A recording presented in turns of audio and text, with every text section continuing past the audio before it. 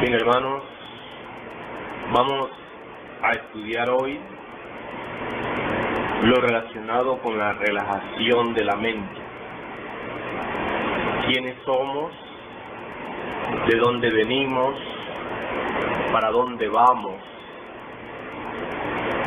Ha llegado la hora de autoexplorarnos para conocernos en realidad de verdad y saber quiénes somos, de dónde venimos y cuál es el objeto de nuestra existencia. Siempre la gente ha tenido esa inquietud, pero empecemos por lo más importante. Todos pensamos y sentimos, deseamos y amamos, etcétera. Cuando tocamos a una puerta y nos preguntan ¿quién es?, nosotros respondemos yo. Ese yo de la psicología es digno de autoexploración, de autoconocimiento. Incuestionablemente estamos llenos de múltiples defectos: ira, codicia, lujuria, orgullo, envidia, pereza, gula, etcétera, etcétera. Todos estos defectos nos hacen entender que el yo no existe en forma meramente individual. Nos hacen comprender que no tenemos un yo autónomo, que el yo es un montón de yoes, es decir, tenemos un yo pluralizado. Queremos decir de otro modo que el cuerpo físico, este cuerpo de carne y hueso, está manejado por múltiples yoes. Yo amo, yo odio, yo envidio, yo quiero tal cosa, yo no quiero esa cosa, etcétera, etcétera. Dentro de cada persona viven muchas personas y eso está demostrado. Nadie permanece siendo el mismo ni siquiera media hora.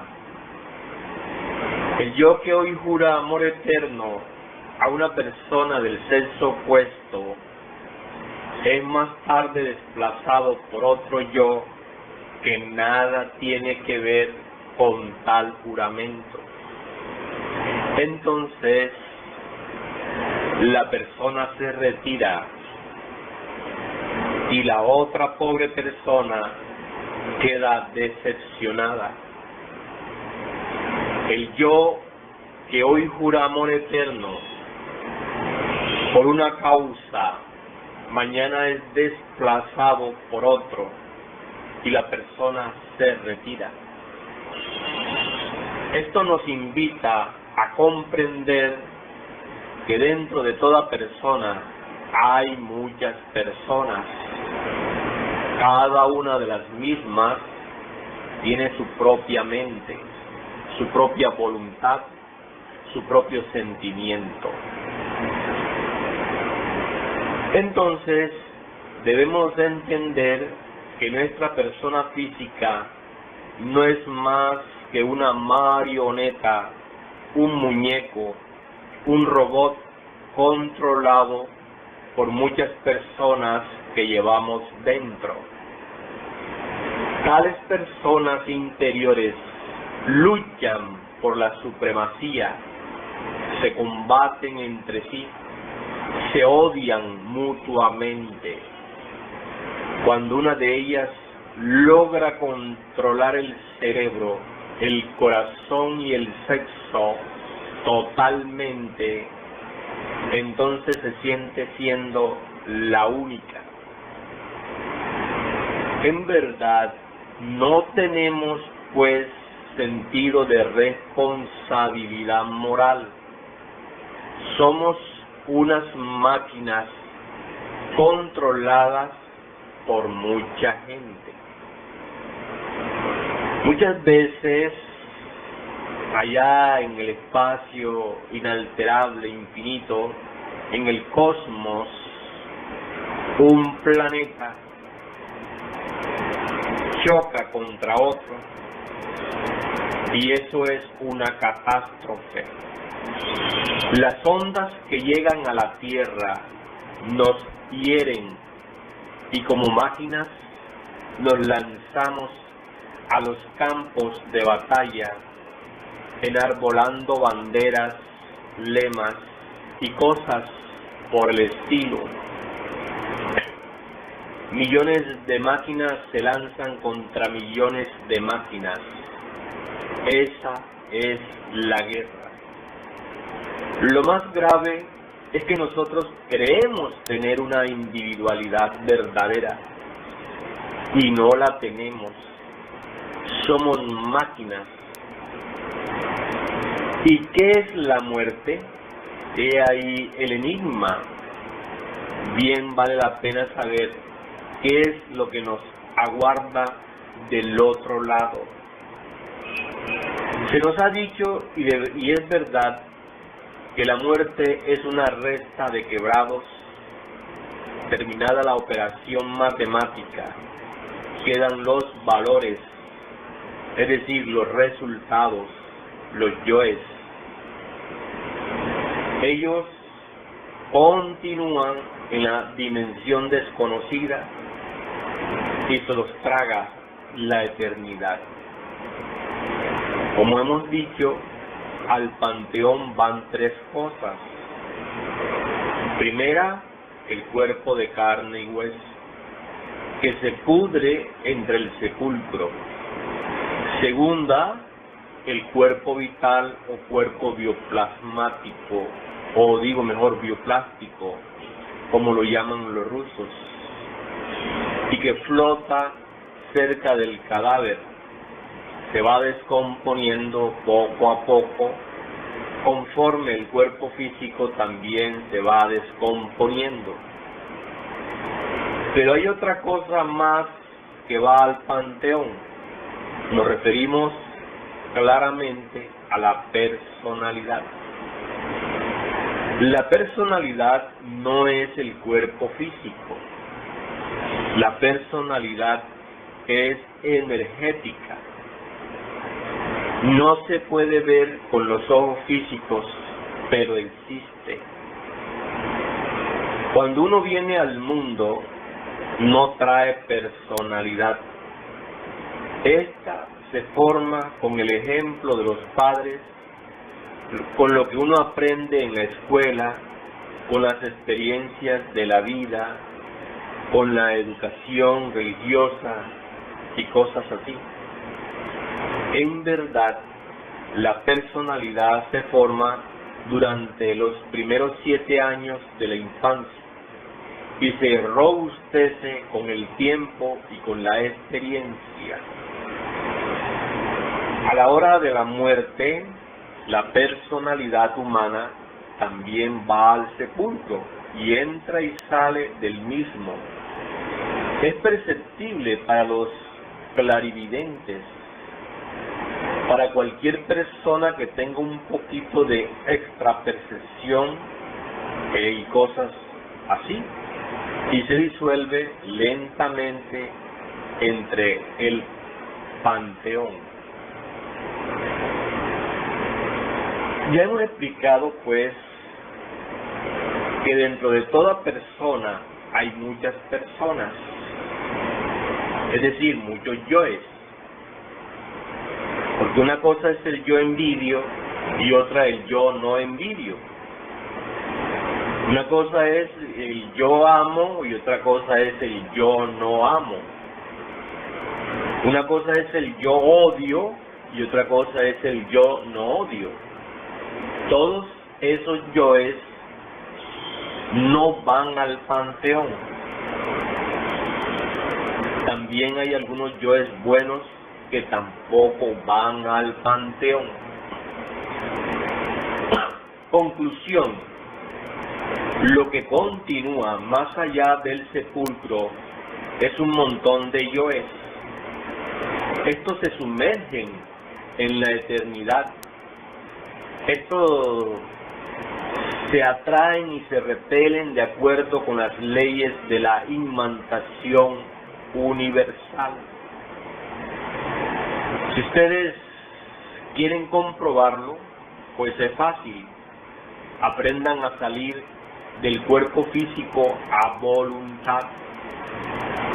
Nosotros tenemos métodos para investigar eso que se llama el más allá.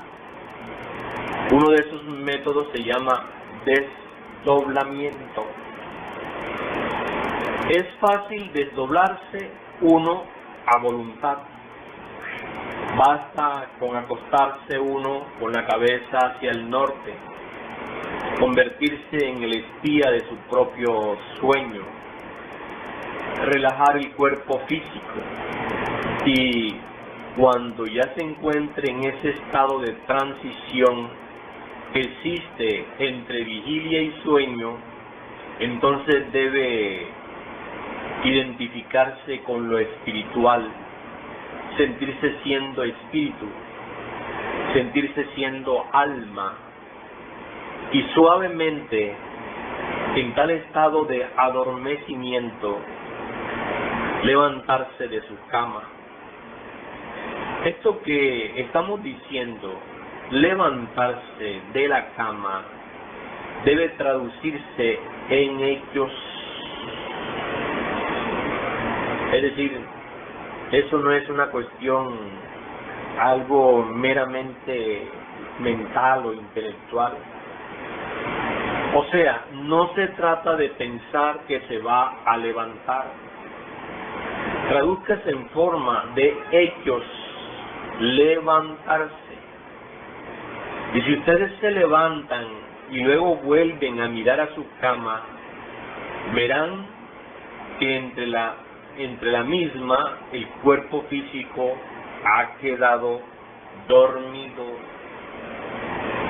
Esto es algo parecido a lo que haría el dueño de un automóvil que después de llegar a donde debe llegar, sale de su carro y lo mira desde afuera. No asustarse, es decir, no espantarse, no tener miedo, eso es fundamental. Luego, posteriormente, salir del cuarto o de la habitación con mucho valor, salir de verdad a la calle, flotar en el ambiente circundante dentro de la dimensión desconocida, dentro de la quinta ordenada. Quien eso haga podrá investigar por sí mismo lo que estamos diciendo sobre la muerte. Verá a los difuntos, a aquellos que ya abandonaron el cuerpo físico. Podrá conversar con ellos cara a cara, verlos, tocarlos, palparlos. Los escépticos que escuchan esta clase se reirán de todo esto, pero ¿qué importa a la ciencia y qué a nosotros? El que ríe de lo que desconoce está en camino de ser idiota. Así pues, los invito a experimentar para que puedan ver, tocar, palpar lo que hay del otro lado, en eso que se llama más allá.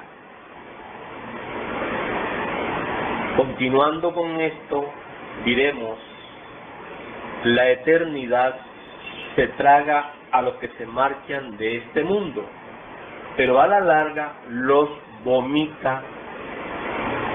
¿Para qué los quiere por allá?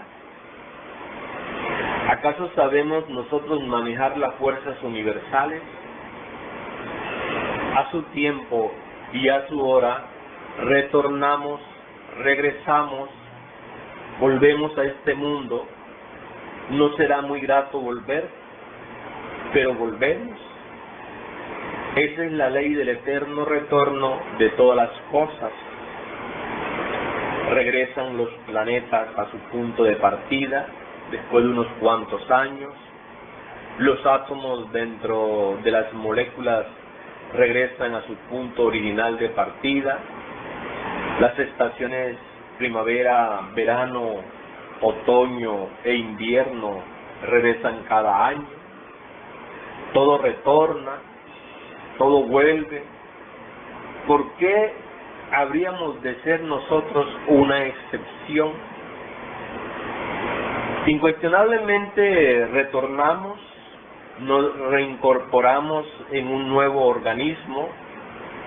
Sucede que a la hora de la muerte se escapa de nuestra psiquis un diseño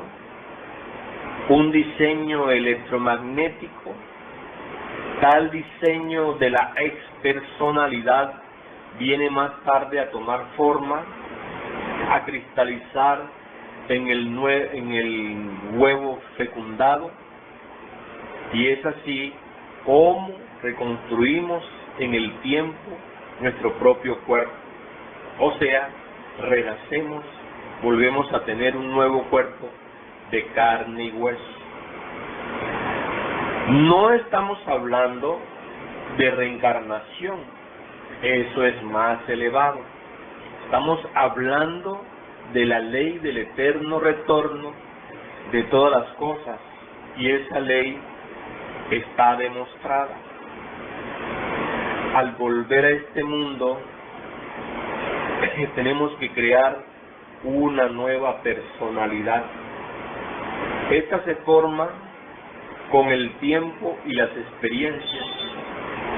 Al volver a tener un cuerpo físico, el ego se reincorpora otra vez.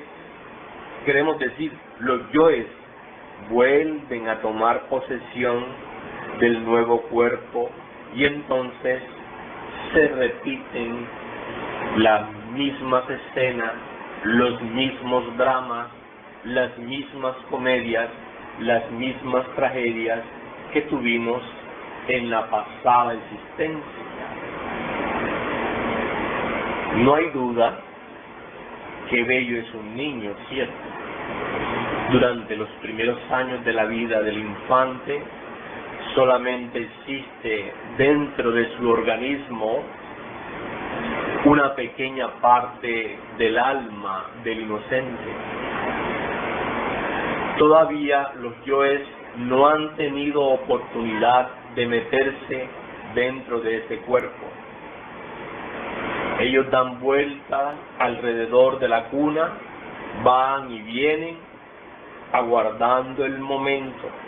Más tarde, esos distintos yoes vuelven a tomar parte en la escena de la vida, se meten entre el cuerpo, y el niño comienza a volverse iracundo, celoso, rabioso, etc. Y al fin, todos esos yoes que abandonaron el pasado cuerpo vuelven a expresarse tal como son, a repetir los mismos dramas, las mismas escenas, las mismas comedias. Esa es la ley de recurrencia. Es necesario que ustedes, hermanos y hermanas, entiendan lo que es esa gran ley. Todo lo que nos está sucediendo en la vida ya no sucedió en el pasado. Aquí estamos todos reunidos, por ejemplo, en esta gran sala de la cultura de nuestro país. Aquí nos encontramos, y no hay duda de que en un pasado más remoto también nos habíamos encontrado. Obviamente no en esta sala, pero sí en otro lugar de la ciudad.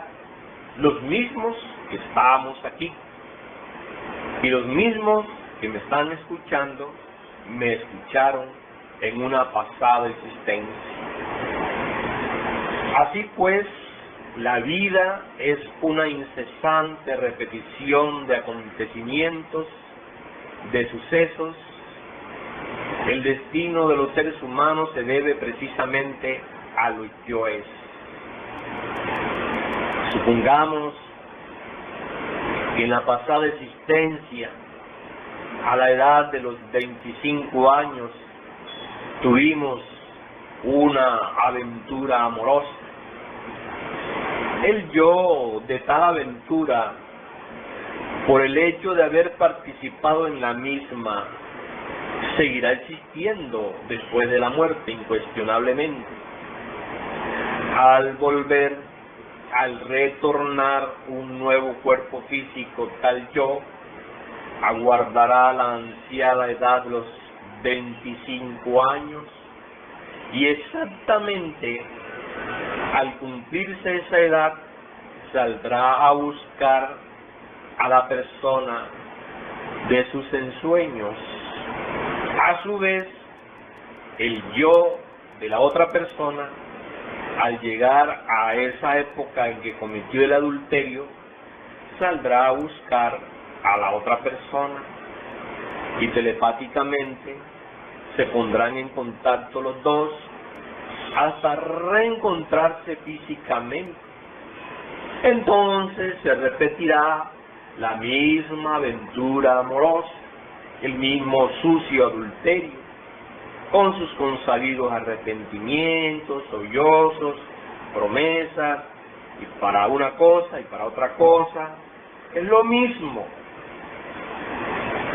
Supongamos que a la edad de los 30 años tuvimos un pleito en el trabajo, más tarde vino la muerte, y en la nueva existencia, al regresar el yo, aquel de la disputa, de la riña que tuvimos, volverá. Y a esa misma edad buscará en el trabajo otra vez el mismo pleito. Dirá, voy a buscar a aquel hombre con el que tuve un pleito. Lo buscará y telepáticamente se encontrará con él y volverán a repetirse los mismos acontecimientos, el mismo pleito. Para cada escena, para cada drama, para cada tragedia, para cada comedia, existen actores. Si nosotros disolviéramos esos yoes, esos actores, la repetición de comedias, dramas y tragedias se haría completamente imposible. Desgraciadamente, nosotros jamás nos preocupamos por disolver tales yoes. Venimos aquí, a este mundo, muchas veces a repetir lo mismo y siempre en forma cada vez más decadente. Desde el amanecer de la vida nosotros no hemos evolucionado. Piensen ustedes en estos, hermanos y hermanas. Si estudiamos el Génesis, allí encontramos que en el principio había belleza, había un paraíso terrenal, teníamos un contacto directo con los Elohim. Y luego, ¿qué vemos? Pues vemos cómo la humanidad ha venido involucionando, degenerando más y más y más. Si disolviéramos esos actores que cargamos dentro, al yo de la ira, al yo de la comedia, al yo de la codicia, al yo de la lujuria, al yo de la envidia, al yo del orgullo, al de la pereza, al de la gula, etc., la repetición de tales dramas, comedias y tragedias se haría imposible. Entonces nuestra vida se convertiría en una obra maestra. Por eso, hermanos, es necesario aprender a meditar.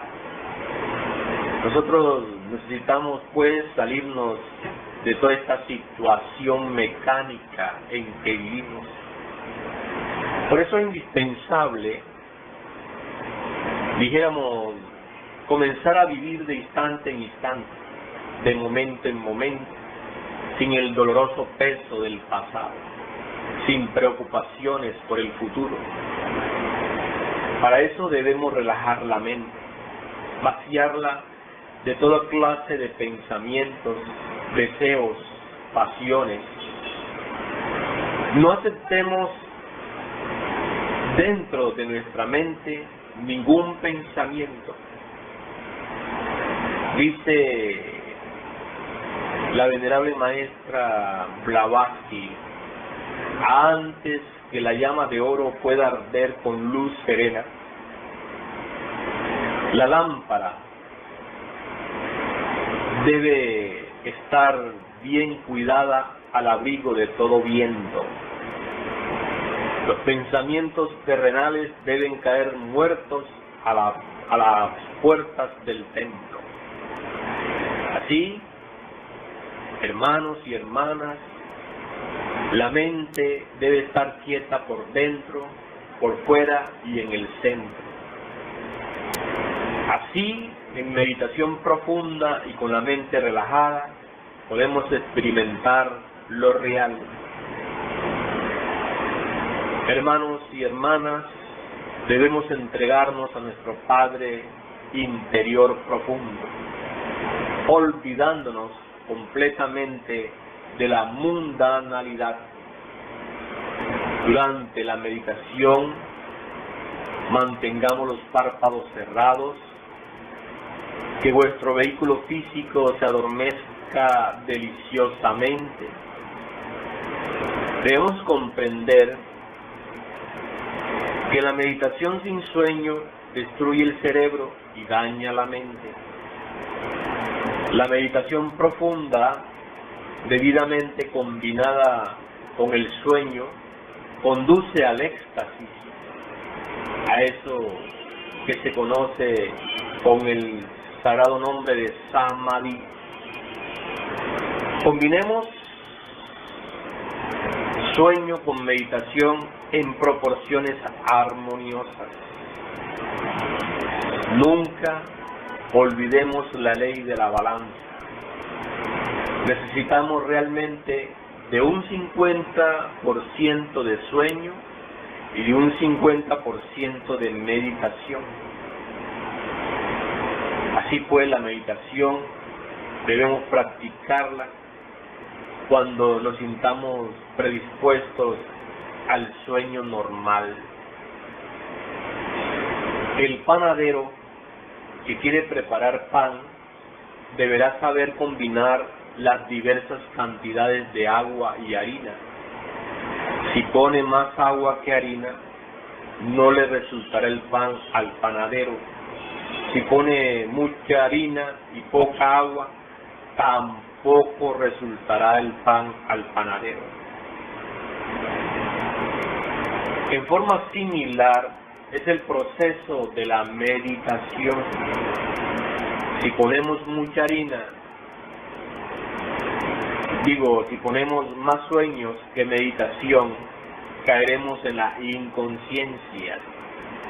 Si ponemos más meditación que sueño, arruinaremos la mente y el cerebro. Empero, si sabemos combinar armoniosamente sueño y meditación, lograremos eso que se llama éxtasis, Samadhi. Quienes pretenden meditar eliminando radicalmente el sueño se parecen a aquel que intenta poner el automóvil en marcha haciendo presión violenta sobre los frenos. Otro ejemplo os permitirá aclarar mejor todo esto. Imaginad por un momento a un jinete sobre su cabalgadura. Si el jinete quiere poner en marcha al caballo, deberá aflojar las riendas. Mas, si en vez de hacer esto, jala las riendas a tiempo que hiere a la bestia con las espuelas, entonces habrá algo absurdo. El pobre animal entrará en desasosiego, se parará sobre sus patas, relinchará y hasta arrojará con violencia al jinete. Exactamente sucederá algo similar al devoto que intenta meditar eliminando el sueño. Así que la relajación mental debe ser perfecta. Cualquier idea, deseo, pensamiento, emoción, recuerdo, etcétera, que en un instante dado se atraviese por la mente, produce tensiones, y esto no es relajación. El relajamiento perfecto de la mente excluye deseos, ideas, pensamientos, recuerdos, pasiones, emociones, etc. Vaciar la mente, convertirla en un pozo sin fondo, profundo, es verdaderamente relajarla.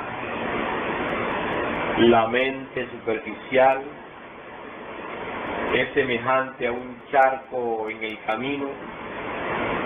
Cuando sus aguas se evaporan bajo los rayos solares, solo queda el lodo y la podredumbre. La mente profunda, relajada maravillosamente, es como un lago insondable donde viven innumerables peces y hay vida en abundancia.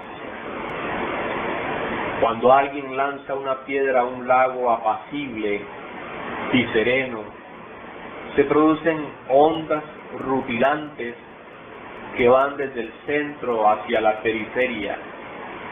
Esa es la reacción del agua ante el impacto proveniente del mundo exterior. De igual manera, similarmente diremos que la mente relajada es como un lago apacible y sereno, donde se reflejan el panorama del universo. Los impactos provenientes del mundo exterior al caer en el lago de la mente originan ondas que van desde el centro a la periferia. Esas ondas agitan la mente de los anacoretas y les llevan al fracaso. La mente debe ser controlada desde el centro, a fin de que nunca reaccione ante los impactos provenientes del mundo exterior. Eso es importante, hermanos, relajar la mente. Desgraciadamente, pues, la gente prefiere vivir como máquinas, víctimas de las circunstancias. La gente no ha aprendido a determinar circunstancias, antes bien son víctimas de ellas. Son como leños arrojados en el fondo furioso del mar de la existencia. La gente va de aquí para allá sin saber de dónde viene ni para dónde va. Esa es la cruda realidad de la vida. Trabajamos, luchamos, buscamos el dinero para comer, para vivir, para sostener a la familia, etcétera, y al fin morimos infelizmente, sin saber realmente para qué hemos vivido y por qué hemos vivido. Esa es la cruda realidad de la existencia. Hermanos y hermanas, aquí presentes, ha llegado el momento en que nosotros nos volvamos más serios, porque hasta ahora no hemos aprendido a ser serios. Somos el producto del ambiente. Repetimos lo que otros dicen. Hacemos lo que otros hacen. Somos verdaderas máquinas sin ton ni son, leños arrojados entre el furioso mar de la existencia. Afortunadamente, tenemos nosotros métodos en nuestra escuela por medio de los cuales podemos ver, oír, tocar y palpar esto que estamos diciendo. Los invitamos de verdad a venir a nuestros estudios. Si ustedes ingresan a nuestros estudios, no les pesará, porque se conocerán a sí mismos y podrán transformarse radicalmente. Un hombre es lo que es su vida. Si un hombre no cambia su vida, está perdiendo el tiempo miserablemente. Uno no puede cambiar su vida si no trabaja sobre su propia vida. Solo es posible cambiar cuando disolvemos todos esos yoes que llevamos dentro. Todas esas personas que viven dentro de nuestra personalidad. Si así procedemos, veremos cómo se terminará la ley de recurrencia para nosotros. Lo más digno, lo más decente que tenemos en el fondo de nosotros mismos es la esencia, la conciencia. Lamentablemente, esta se halla embotellada entre todos esos yoes, entre todas esas otras personas que dentro de nuestra misma persona viven. Cuando nosotros quebrantemos a esos yoes, entonces la conciencia quedará liberada. Una conciencia liberada puede ver, oír, tocar o palpar las grandes realidades que están más allá de la muerte. Una conciencia liberada puede desatar las tempestades, provocar los huracanes, caminar sobre el fuego sin quemarse, etc.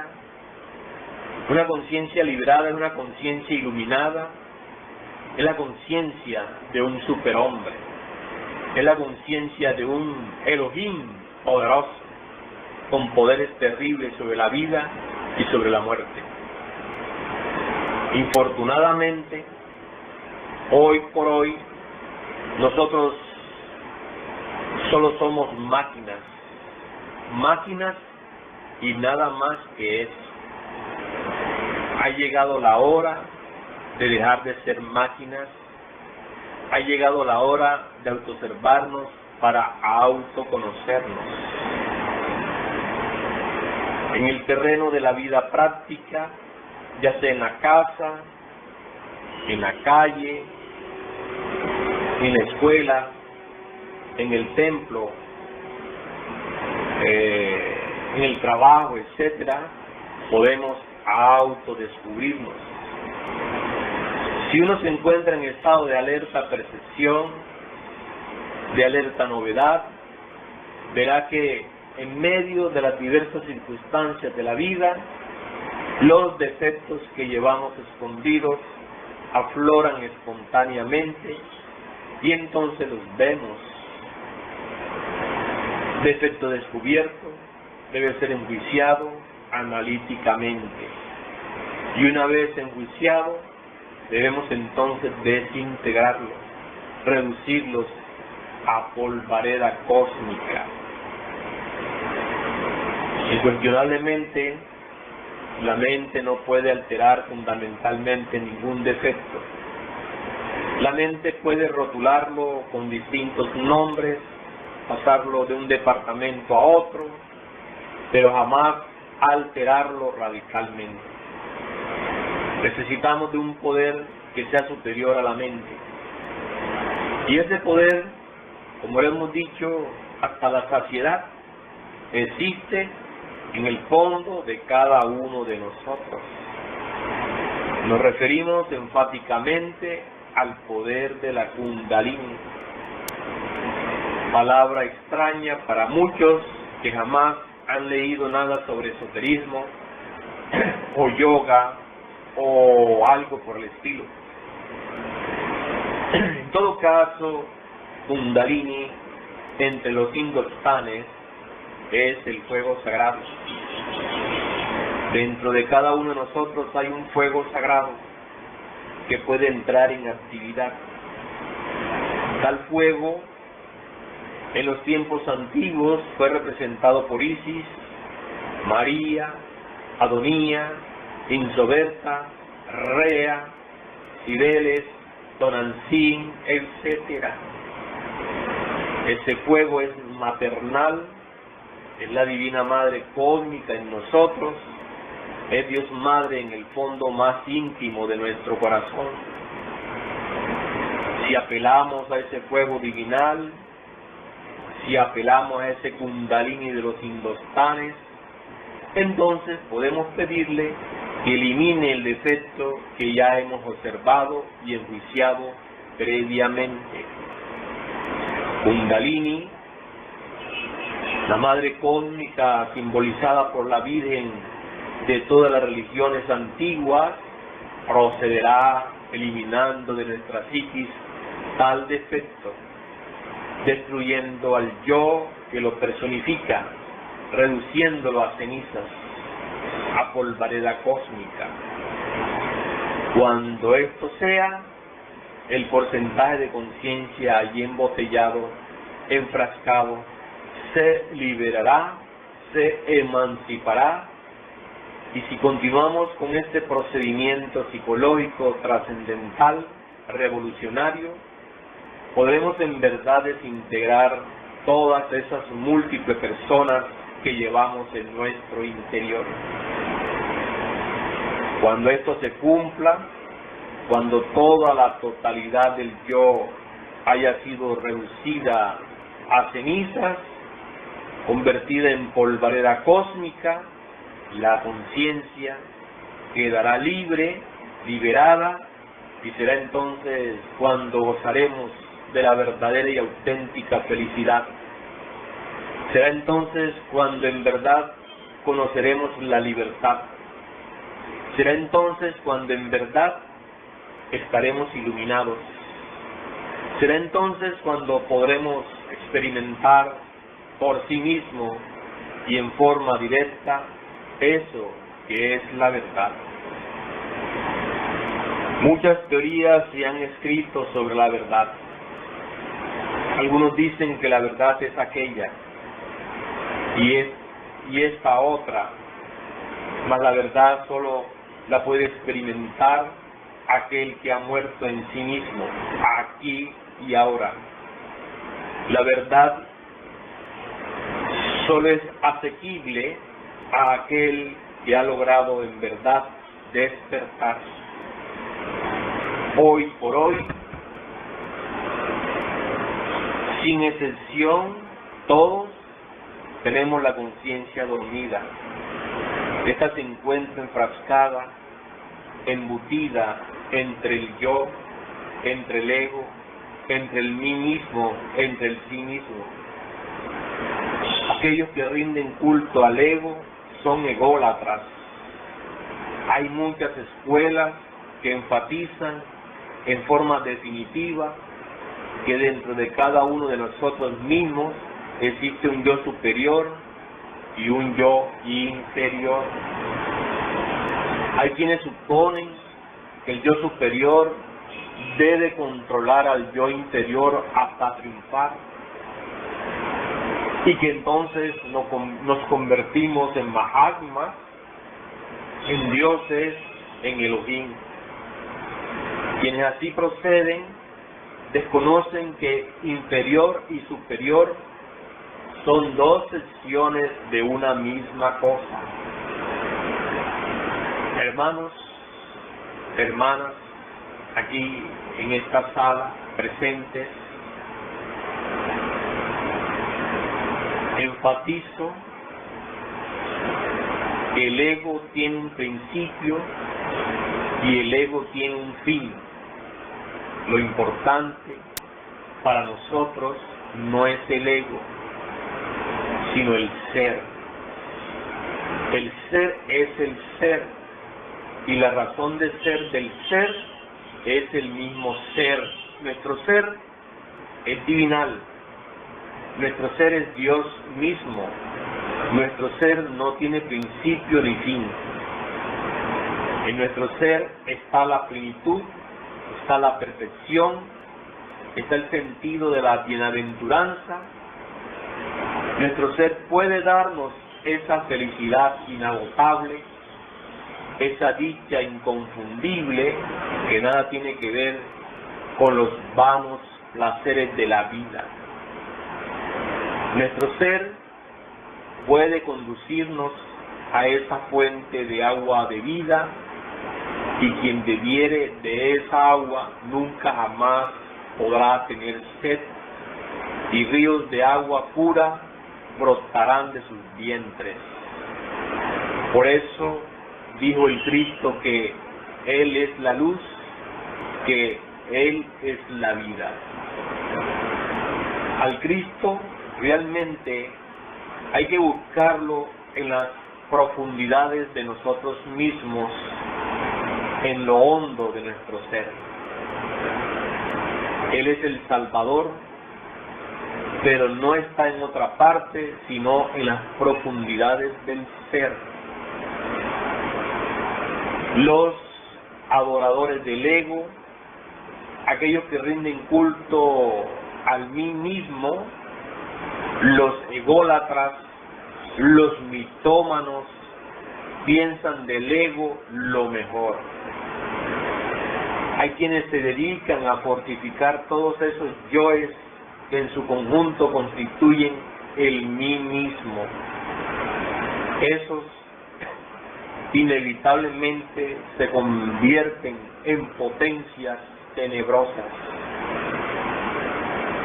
No está de más decirles a ustedes, en nombre de la verdad, que a nosotros, a cada uno de los que estamos aquí, se nos asignan siempre 108 existencias. Si durante esas 108 existencias no disolvemos el yo, si durante esas 108 existencias no despertamos, entonces no se nos dan más cuerpos físicos y posteriormente ingresamos en la involución sumergida de los mundos infiernos. El Dante Alighieri escribió una obra extraordinaria que se llama La Divina Comedia. Los 9 círculos dantescos tienen realidad. El infierno del Dante Alighieri es cierto, pero simbólico, alegórico. Las almas involucionan dentro de los mundos infiernos. Si en vida no fuimos capaces de reducir a polvo el ego, el yo, en las 108 existencias, después de la muerte ingresamos dentro de las entrañas de la tierra, en las infradimensiones de la naturaleza y del cosmos. Allí, dentro del mundo soterrado, hemos de sufrir lo indecible. Allí tendremos que involucionar en el tiempo hasta que las fuerzas centrífugas desintegren, reduzcan a polvo al ego. Entre los nahuas, sabios cual ninguno, se habló del Mictlán. Se dijo que había 9 círculos. Se aseguró que los difuntos pasarían por entre esos 9 círculos y que allí serían probados para más tarde ingresar a los paraísos elementales de la naturaleza. El México antiguo tiene la sabiduría de la eternidad. Allá en la tierra sagrada de los nahuas, de los toltecas, de los mayas, de los zapotecas, existen verdades trascendentales que deben ser estudiadas, analizadas, conocidas, comprendidas. Quien logre pasar por los 9 círculos dantescos después de la muerte segunda, se emancipa. El alma, la esencia pura, la conciencia divinal resurge a la superficie, a la luz del sol, para reiniciar un nuevo proceso evolutivo que ha de comenzar por el mineral, continuar en el vegetal, proseguir en el animal, hasta reconquistar el estado del humano, que otrora se perdiera. Entonces, se les asigna al alma un nuevo ciclo de existencia. 108 existencias más comprende ese ciclo, para que se autorrealice. Si no logra, se repite el mismo proceso. Por todo hay 3000 ciclos. Aquellas almas que en 3000 aeones o periodos de tiempo no consigan la maestría después de la muerte segunda, en el ciclo 3000 se sumergirán para siempre entre el seno del Espíritu Universal de vida, convertida esa alma en simples elementales, no en Mahatmas, no en gurús, no en dioses, no en ángeles, sino en simples elementales de la naturaleza. Pero situémonos en el presente. Aquí estamos todos reunidos, hermanos y hermanas. Por donde quiera hay guerras y rumores de guerras. Y habrá guerras en tanto dentro de cada uno de nosotros existan los elementos de la discordia y del egoísmo. Dentro de cada uno de nosotros existe un infierno. Nosotros cargamos el infierno. Debemos trabajar sobre nosotros mismos. Necesitamos transformarnos radicalmente. Debemos trabajar, pues, sobre sí. Así pues, todos los aquí presentes deben entender la necesidad de autoconocernos profundamente y en todos los niveles de la mente. Al venir al mundo se nos da la oportunidad para transformarnos. Cargamos dentro de sí mismo lo más decente, lo más digno, que es la conciencia, eso que se llama alma. Repito, la tenemos enfrascada dentro del ego. Esa alma, esa conciencia, originalmente viene de la Vía Láctea. Allí, como se nos ha dicho, resuena espléndidamente la nota La. Prosigue después esa alma, esa conciencia, por la nota Sol, al atravesar el disco solar. Prosigue descendiendo y atraviesa la nota Fa, que hace vibrar los planetas alrededor del Sol, y continuando en su descenso con la nota Mi, entra en un nuevo cuerpo físico. Al venir la esencia, la conciencia, al regresar a este mundo, se le ha dado una oportunidad para descubrir siquiera el rasgo psicológico principal que le caracteriza. Si nosotros siquiera eso lográramos, no fracasaríamos en la vida. Lamentablemente, la gente ni siquiera conoce el rasgo psicológico principal que les caracteriza, y eso es lamentable.